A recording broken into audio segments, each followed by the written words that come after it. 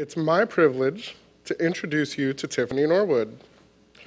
Tiffany is a prominent entrepreneur with a career that has spanned 52 countries across 30 years with 7 startups and 1 patent. At the age of 27, she raised over $670 million to fund a startup during the 1990s. That money was used to build the first ever global digital radio platform, launch 3 satellites into space, including XM radio, support the development of MP3 and MP4 technologies, and invest in a new generation of digital radio receivers. In her talk today, she will share her story and the importance of entrepreneurship and innovation, literacy for everyone, and talk about why storytelling, collaboration, and cultivated imagination are primary skills, and teach us all the science for turning imagination into reality and the power of we. Please welcome our keynote speaker, Tiffany Norwood.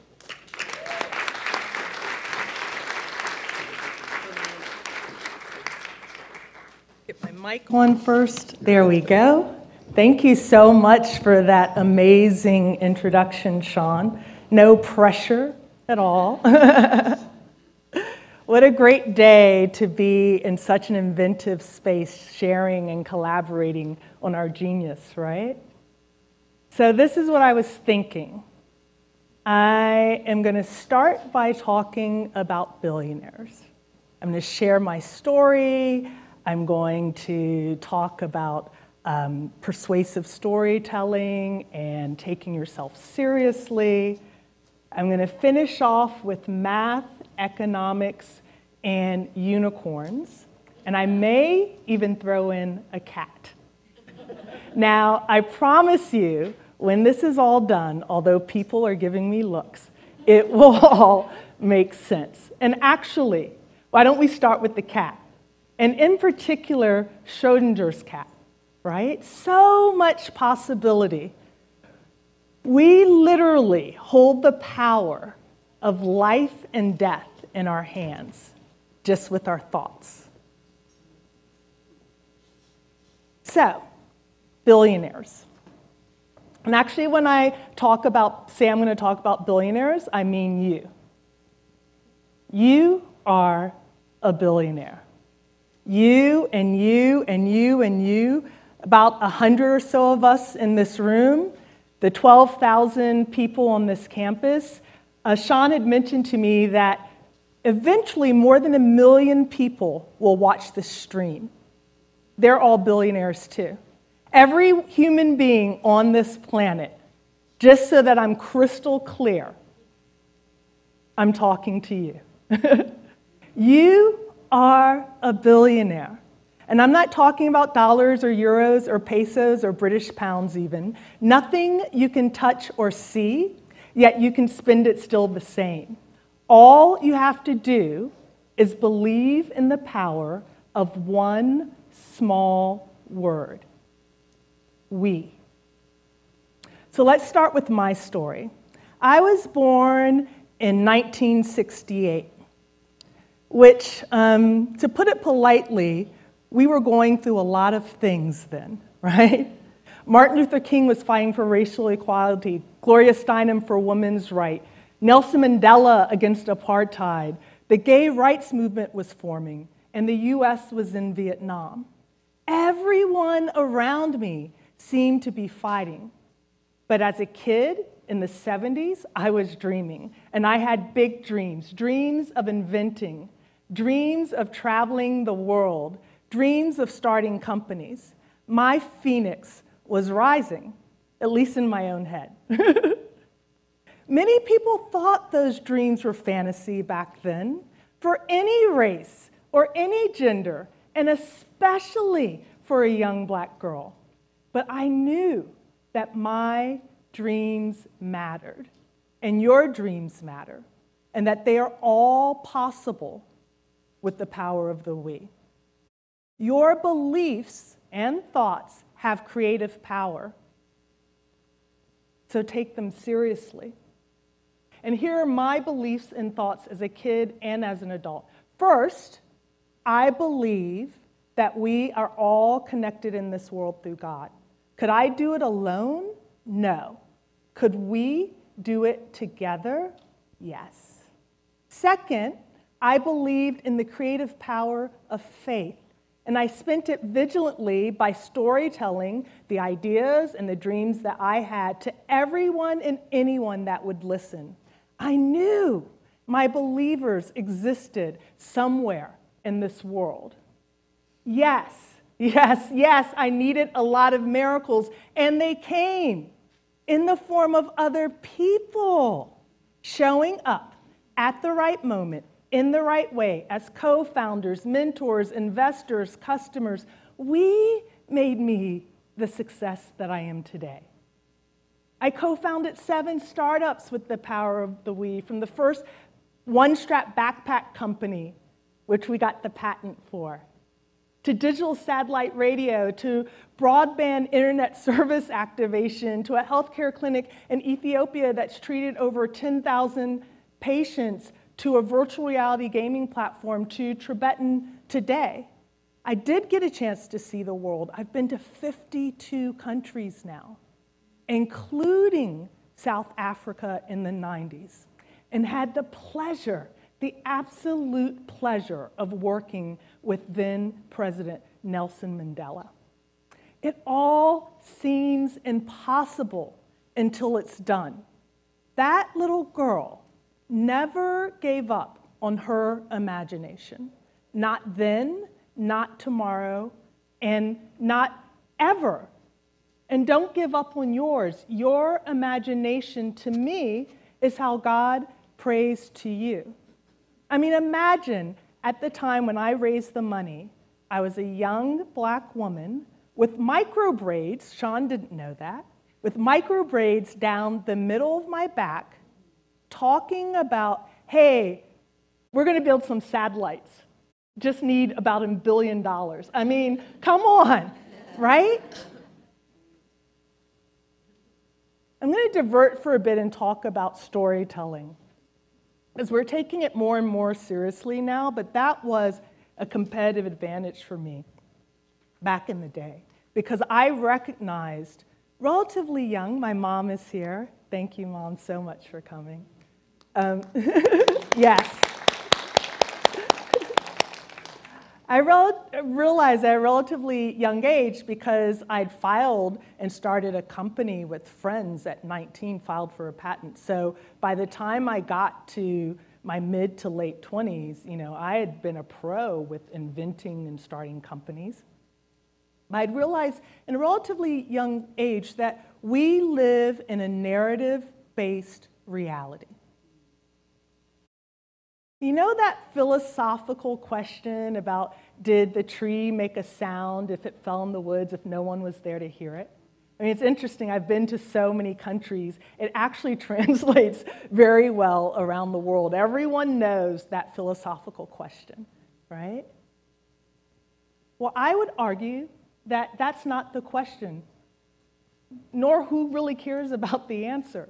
The question is, did the tree make a sound or even exist at all if no one talks about it or tells the story of it? Or what if they come out and say, no tree, no fall, no sound? The story is the truth. The story is the reality, right? As fellow inventors, fellow founders, potential inventors, right? And even if it's not a product or a company, we're always looking at inventing and innovating the new way, the better way, the different way, right? Take your story seriously. Make sure when you're walking around talking about your dreams that you have conviction, objectivity, and grace in it. Conviction showing through words and actions that it matters to you. I will do this, right? Not I'm thinking about, not I hope. Objectivity. It's rooted in the real world. It's not just a passion product. Data, numbers, case studies, examples, prototypes, betas. Grace. Showing that it's of value to someone else. So much so that they would be willing to pay for it or donate to it, right? Like I'll I'll talk to my fellow techies for a second. It's benefits versus features, right? So say if you're talking about a product and you're saying, oh, we're using a SQL database and da-da-da, blah, blah, blah. No, it's not that. It's you will have access to your information 24/7, anywhere, anytime, as you like it on any device. It's about the customer. You can answer the features in a Q&A. Another way to look at conviction, objectivity, and grace is conviction is you, objectivity is the product or the service, and grace is the customer. I just had wanted to share that quickly because I judge a lot of pitch contests around the world, and it's so heavy on objectivity. And when I sit there, I have little idea as to why it's going to impact someone else's life, either by solving a problem or providing delight, right? We're in this room because we want to invent fire, right? But I'll speak to the entrepreneurs. I mean, we in the DC metro area know plenty of people that have made millions of dollars off of cupcakes. So delight counts, right? TV shows even. So, I wanted to share that with you because when you're going out to raise money or to find partners or to find customers, make sure that you have those elements. I'll give you an example and go back because someone had asked me recently, well, what kind of story did you use when you raised $670 million, which is a great question. So I'll share with you how I recalled the story, which was something, and to give you context, this was the mid-90s, so no iTunes, no Google. Most people didn't have mobile phones, and if they did, you wouldn't necessarily call them all that mobile because they didn't work everywhere, and some of them were quite large. But I'd said, imagine if the world could speak to the world. I should also note that the guys, Noah Samara and a few others that I'd met when they were trying to do this project and I bought into the dream, had been trying to raise this money for a couple of years, and they were 20 years or so older than me. So it wasn't a slam dunk. Noah actually told me that he was on the verge of giving up and that I ended up being one of his miracles, right? So, the story that I told, unlike what they were telling around system architecture and licenses, was essentially, imagine if the world could speak to the world. South Africa to the United States, Chile to Japan, the UK to Namibia. And I'm not talking about governments, I'm talking about us, like you and me. Imagine if we could speak to each other. That would change everything. Distributed reality, distributed truth. We are going to launch 3 satellites. Alcatel will be our general contractor, so I am not going to be building them myself. We are going to launch 3 satellites that is going to cover every country on Earth.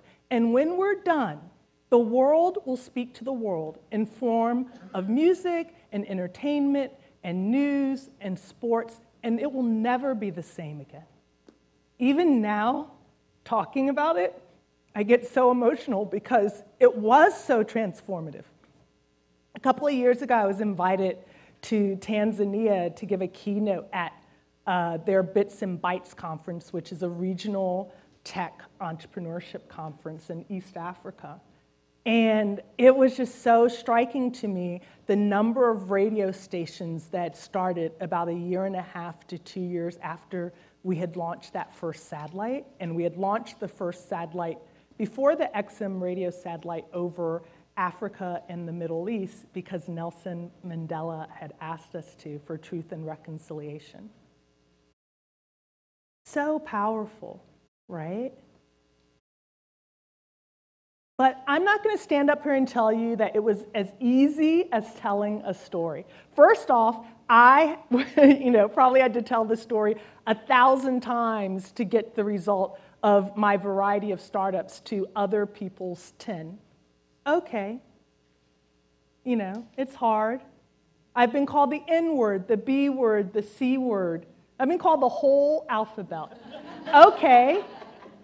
Right? Not living the life of your dreams is hard too. So know this. I have suffered, I have lost sleep, I have lost health, I have lost money. Almost at every point in some startup, I'm like, am I going to lose my home?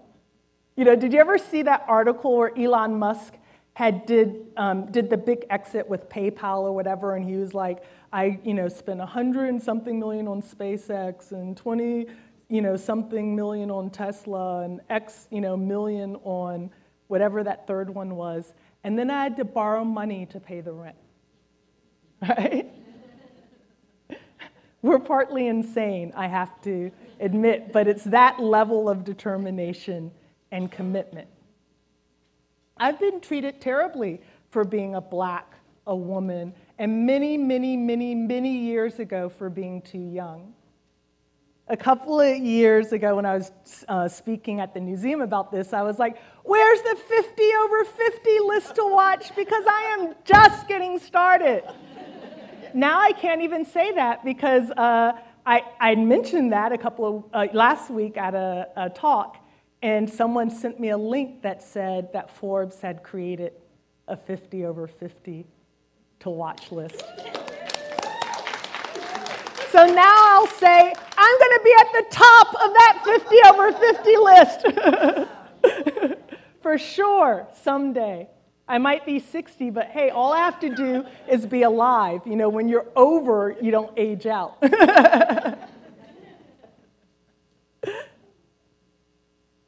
Suffering is the price to pay. Patience, a virtue. And winning is the best response. Winning in raising the money. Winning in getting your patent. Winning in hitting 10,000 customers. Winning in the right to vote. A few days ago, I had given a speech, and I talked about the right to vote, the 100th anniversary of the 19th Amendment and the 55th of the Voting Rights Act. Mainly because they had asked me to. Before they had asked me to come in, they were like, oh, for our organization, our theme is around voting, but we really want you for Women's History Month. We know you're an entrepreneur. You don't have to if you could just toss something in there, we can then bring you in and say we tick the box. And I said, actually, I've journaled on the right to vote often over the years. I do have a perspective on it. Because what they didn't know was that I was the first of my family to be born with all of my civil rights.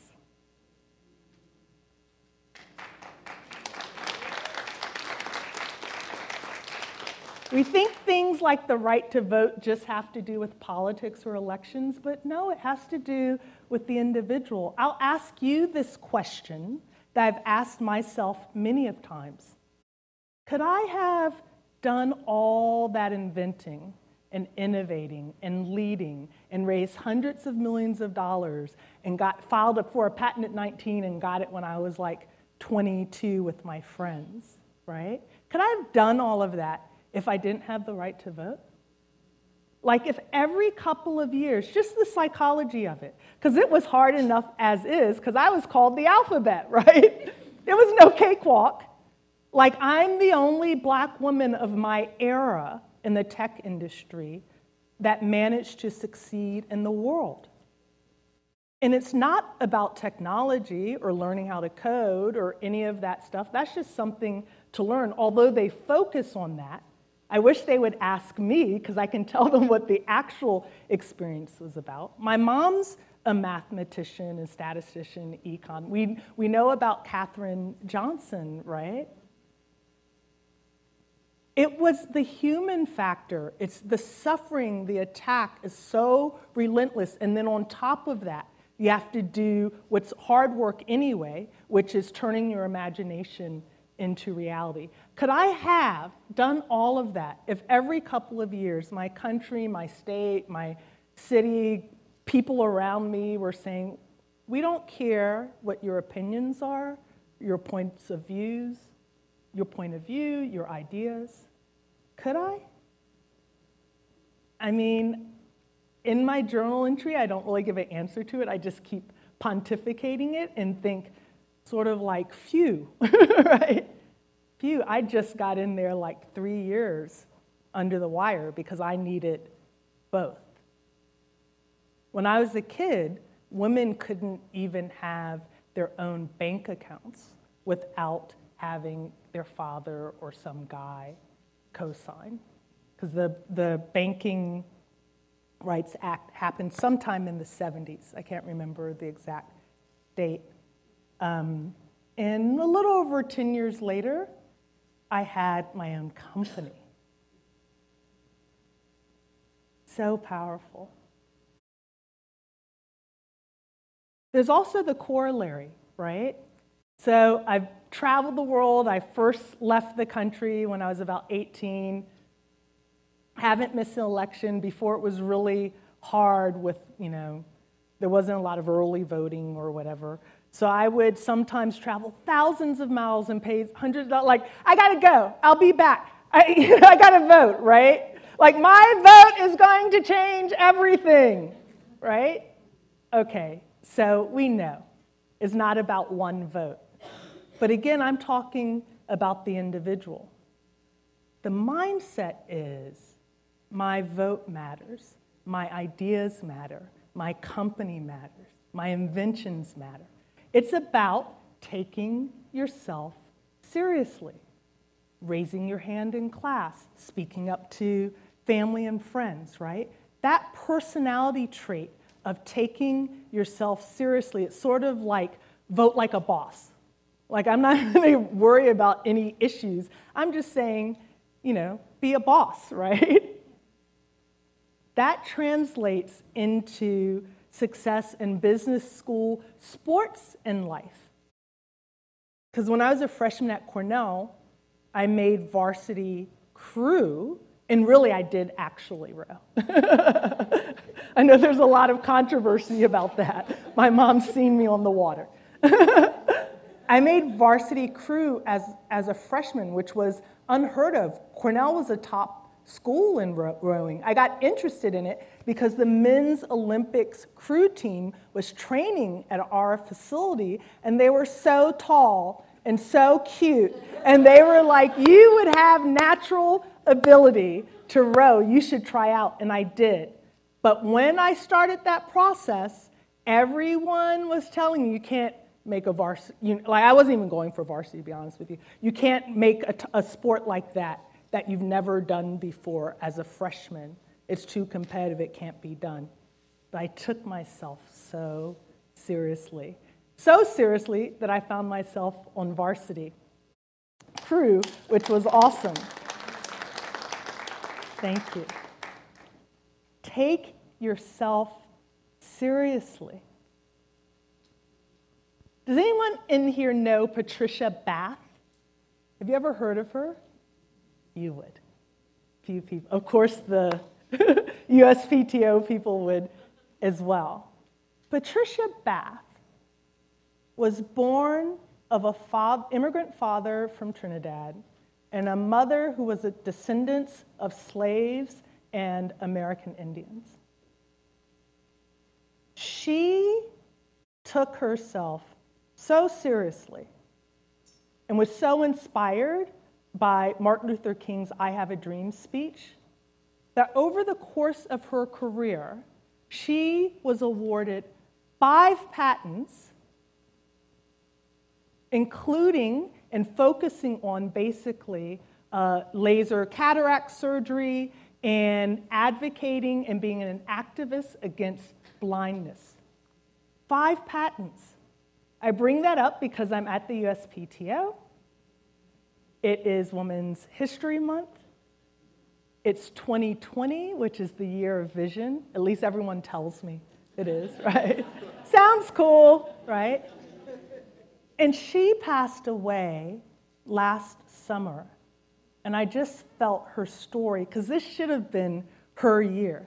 Can you imagine she started organizations, just all this stuff advocating for the right to see, right? And developing all this technology to enable people that thought that they were going to lose their sight, have their sight. And then when 2020 comes, she's not here to sort of take her victory lap. So I wanted to give her her victory lap, right?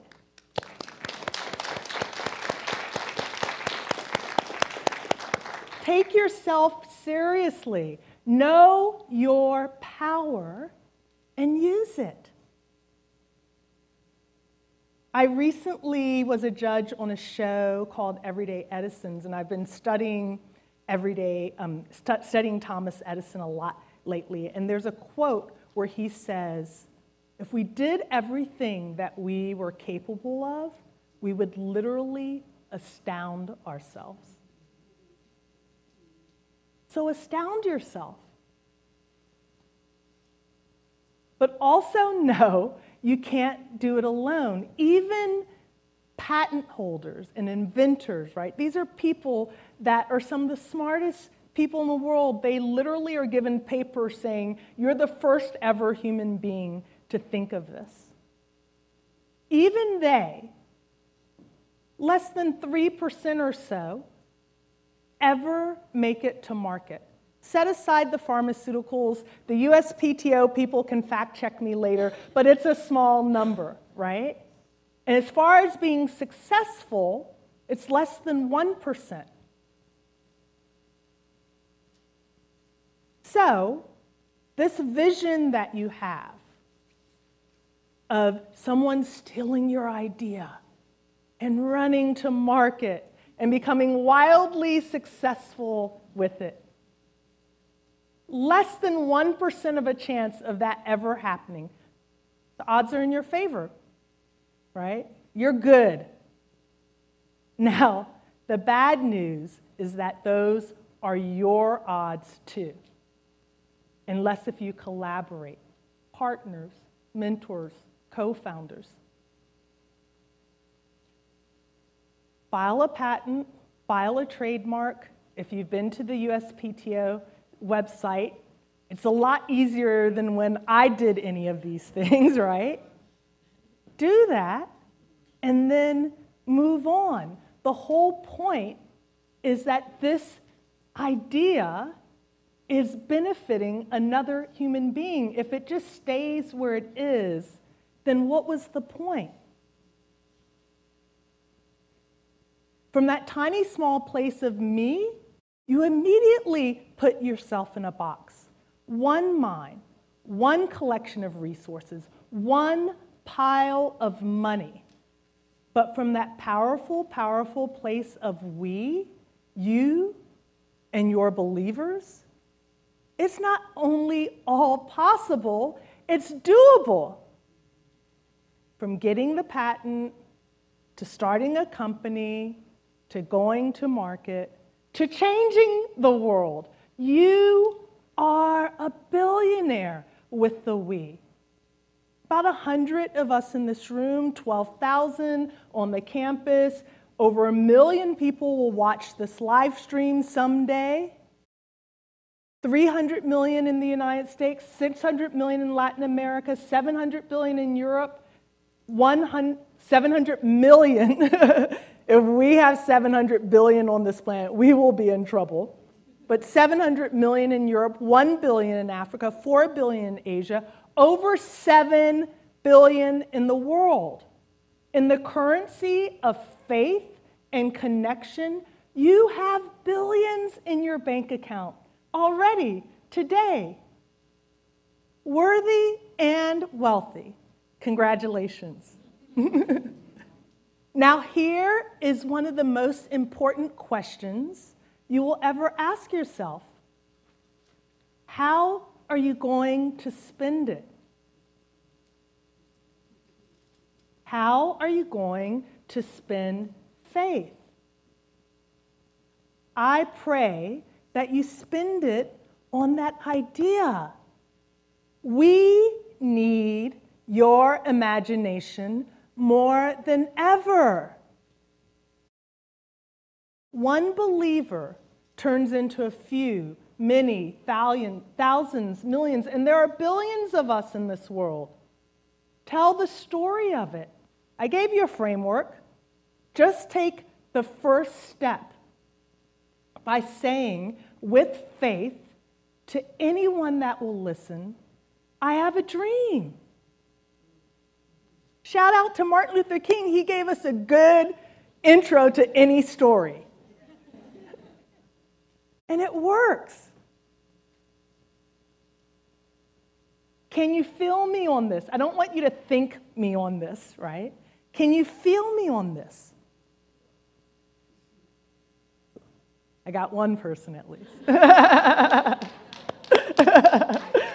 Oh, awesome.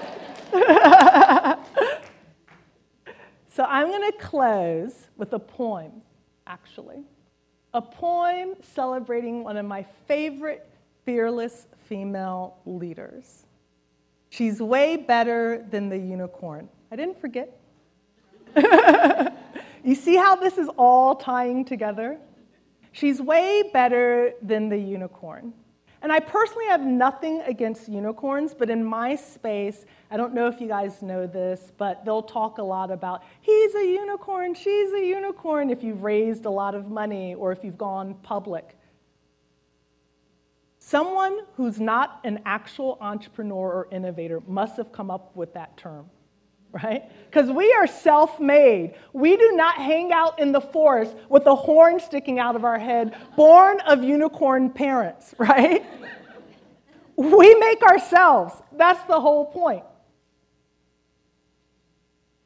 The poem is called Hermione Rising. Yes, from Harry Potter.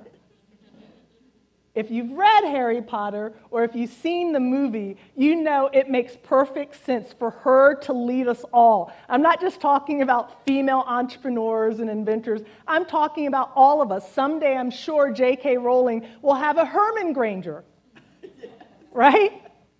Because most of us can relate to being called muggles and treated a certain way and discovering our own magic, honing that craft, and then changing the world around us at least and making it a better place.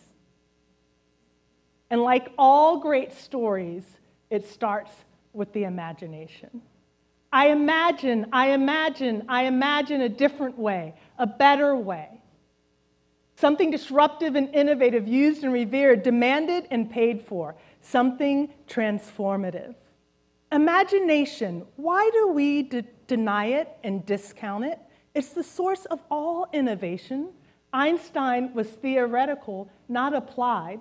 Da Vinci, an artist and a scientist. George Washington Carver, no vision, no hope. And Harriet?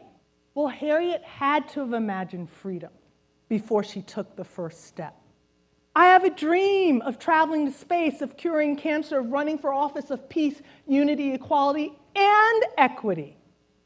You get what I'm saying? It's not about the how, it's about the why, the sense of purpose, the calling. No need to teach innovation and imagination, just endorse it. And with grace, give space for it. It's not to be packed away, it should be on display in schools and offices, and yes, especially the USPTO. Serious vote for tinkering and sketching and making and for play. Forcing memorization of someone else's prior imagination is not the way. The recipe, give grace to expand and extend a concept through empathy and understanding, through diversity and collaboration, and embrace for imagination in the case of them all. The more minds that imagine together, the more innovation blossoms. The more diverse these minds, the taller it grows. And if it's fueled by love and understanding, it thrives and soars. We are 7 billion strong, brothers and sisters. We can do anything unless we fight each other. Go human or go home. Daydreamers, you are our future game changers. Your place is at the top of the class. Take out your wand and cast the spell of I want that. It's okay if it's a little messy. Reality will always be messy. Screw up and then rise up. Wield the magic of hope and faith. And know that the world may attack your genius now, but love you for it later.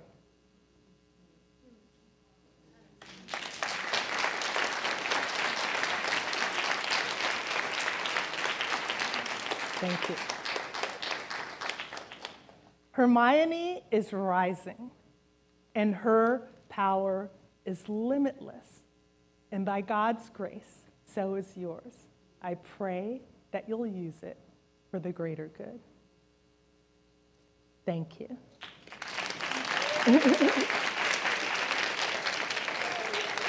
Thank you. Thank you. Thank you so much. Thank you. Please, please sit. This has been such a tremendous, awesome experience. I'm going to turn to Sean and ask him how much time. 10 minutes. Okay, great. Thank you. By the way, being the good scientist and techie and mathematician that I am, I timed it, and so it came in. Who knew? I'm always surprised when these things actually work. So first, I want to thank tremendously the USPTO, Sean, Nathania, I don't know where she is right now, and Keisha of Many Mentors, who connected me to the USPTO, for this opportunity to share my story, to share my point of view, and to expose you all to what it means to be an entrepreneur and an innovator, because products and companies don't fail, people do. So it's important to know what we're really like, and that we go, it's like the sine, cosine, we go through our moments. It's not going to be easy, it'll be awkward, but do it anyway, right? I was once asked, when did you know you were ready to raise the $700 million, right? I'm not ready now. You get ready when you do it. You're ready on the other side of it. So just do it. Just try it. You will feel so uncomfortable. I invented a word called excitanic, which is the simultaneous experience of excitement and panic. That's what it will feel like. I also want to thank my mom, who came here today, for giving birth to me and being supportive, my mom and my dad. Always supported my crazy ideas. I also want to, I forgot this. I also want to let you know that I have initiated, along with Rosie. Rosie, where are you? I can't see with the lights. With Rosie Santiago, who is one of our fearless teachers. She's from the Arlington Public School System. She was part of the Summer Institute cohort for the U.S. Patent and Trademark Office, which, by the way, the National Teachers Summer Institute, NTSI, tongue twister. I can remember 40 minutes worth of content, but I have trouble with an acronym. The applications for the 2020 cohort is open now. I encourage you to go to the USPTO website if you know of any teachers. It's for K through 12. Last summer when I spoke and taught there, they had teachers from Hawaii to Puerto Rico and everywhere in between that were STEM teachers or STEM advocates, making sure that they knew the resources and also learned these types of innovator and inventor skills to transfer to their students, because the earlier and the younger you start, the better. And we actually have some schools that are watching us via the live stream, so I want to say hi to them. And with Rosie, we initiated a project called POET, which stands for Project Outreach to Education by Tibetan. And we have been giving schools access to these types of spaces because typically they wouldn't be in the room, so that they can see what it's like, what inventors and innovators look like, what we talk about, and start to get exposed to that. Also, there is a hashtag that's associated with the event called hashtag Ask Tibetan. So you can ask questions live while we're going through it. I'm not sure. Oh no, actually I wanted to quickly show the pictures.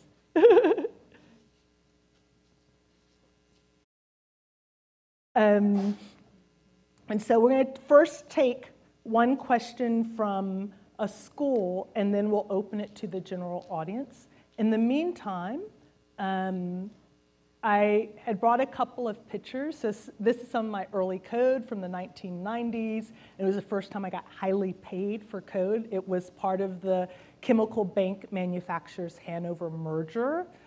For those of you of a certain age, you'll know that that was the biggest merger of the time in the history of the United States.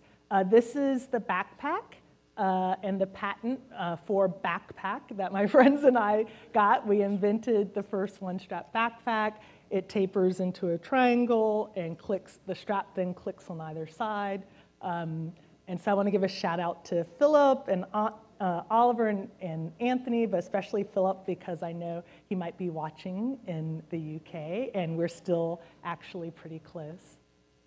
This is me with my godson at the time, Ryan, who's now a college student, but so that you can see how improbable I looked to raise that money. I had micro braids. I hear there's laws now against discriminating against hair. I was so far, like I wasn't even outside the box. I was operating with no box that I would walk into these, Wall Street with my micro braids and my bright pantsuits and my shoes, because you will be your most powerful if you're yourself all the time. That was the first satellite that we launched. That was me on my 30th birthday in Johannesburg with our South African team.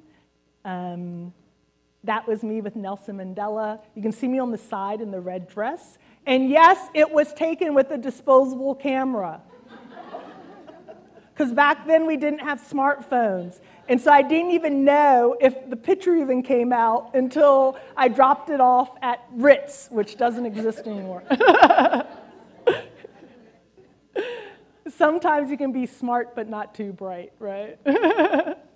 And this was me on the set of Everyday Edisons, and I'm wearing that dress today as sort of a connection because I met the people from the show at the other USPTO event. We'll have a booth.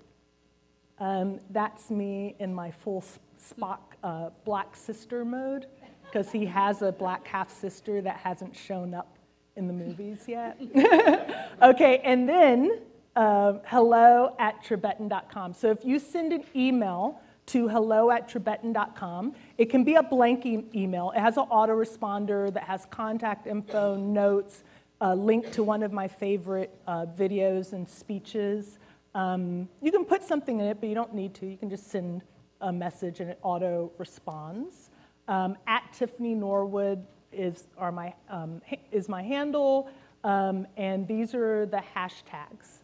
So even if we don't get to everything in this room before the next panel, I want to make sure you have that because Rosie and I and Miriam and the other teachers will be trolling especially the Ask Tibetan hashtag later. Okay, so, well, Rosie, can I just take this question first and then we'll do, yeah. So, good afternoon. My name's Tambra Stevenson, and I just first want to thank you for your words. I'm living the conviction part and taking it very serious.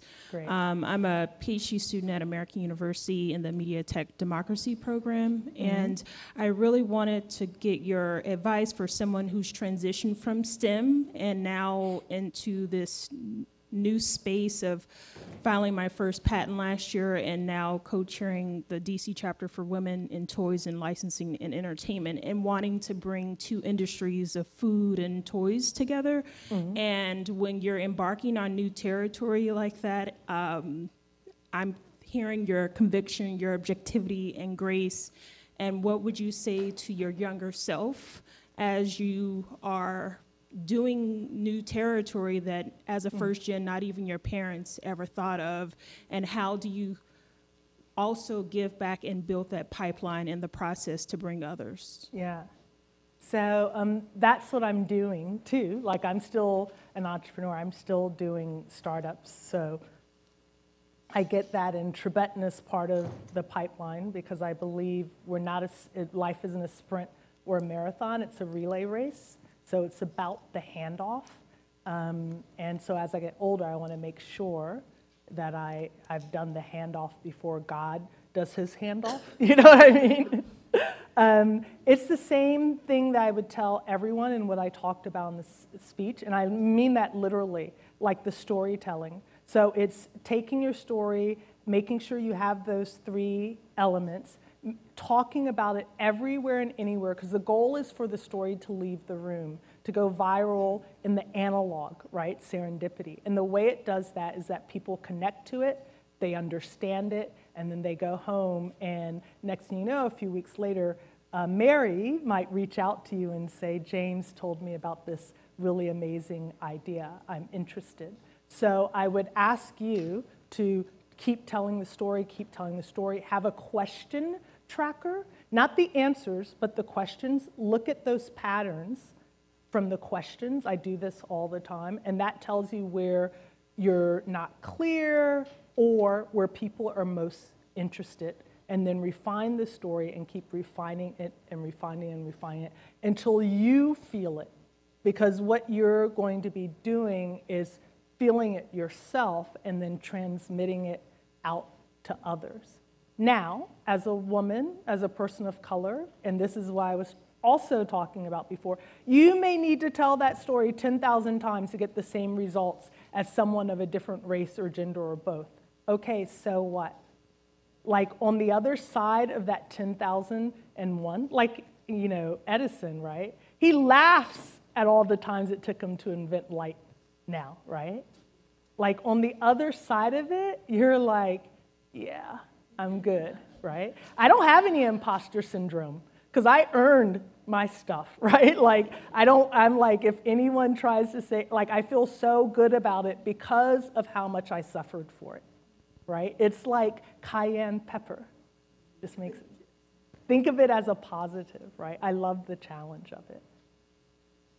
And you might need to pivot, which is different from giving up. You might think the offering is, like at first, Tibetan started out as more technology, and then it became an education framework company because that was what everyone was asking for. So, Ready? yeah, which school is it? So this is from Arlington, Virginia. It's an immersion school. Mrs. Rivas' second grade class is asking, our class read the book What If? By Samantha Berger. We want to know what inspires Tiffany Norwood to keep going. I love that question, so thank you so much. And it actually took me back to second grade because I have practically never grown up, right? So what inspires me now is what inspires me then, which is my imagination. Like, my imagination is so vibrant, and we're all born that way, right? But society has this thing about, like, you know, stop daydreaming. Like, there's all this negative sort of language towards imagination.